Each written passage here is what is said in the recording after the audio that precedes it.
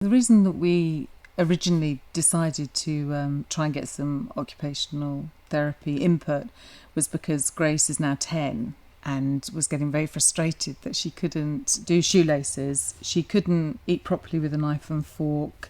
Her handwriting, still she doesn't form some of her letters in the correct way, which, as she's getting older, we really need to overcome that. And one of the other things that if we're not going to be able to really get her handwriting as good as we think it will need to be, is that then the computer can assist her greatly with that. So then it was thought, great, let's give her some experience and some sort of targets to learn to do touch typing. The touch typing is just great because she quite likes it. It's a program that Joe introduced her to, which is obviously made for children and is quite fun as she goes along. And she's doing really well and is quite motivated to do that every day, just for short spurts, really, to practice. She's done really well, actually. I mean, it was just fantastic when she learned to do her laces. It was so exciting. It took a number of weeks and we did things stage by stage, and Joe would see her and then we'd practice for 1 week the first stage, practice for the next week the second stage, and so on. I think it was about 4 weeks overall, and it was mighty exciting for us and for Grace. She was so thrilled when she managed to do it.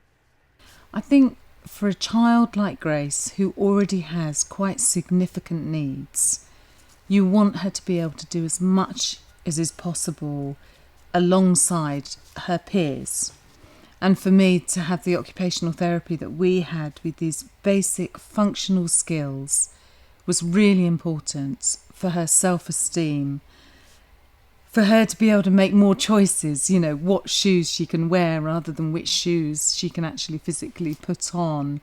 Because for Grace, some of the choices are narrowed because of her difficulties, but I want to enable them to be broadened, and really that's what occupational therapy for us has been able to do so far.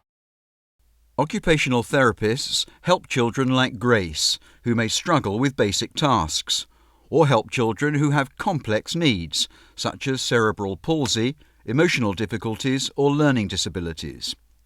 This professional expertise keeps children integrated in school and living at home, and reduces the cost of care for parents and for the government.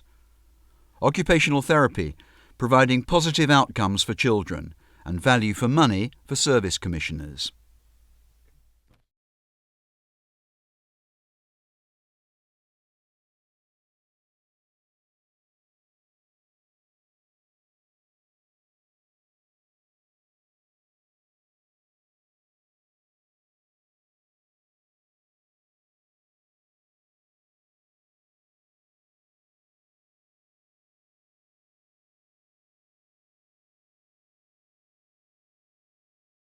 Occupational therapy, providing positive outcomes for people and value for money for service commissioners.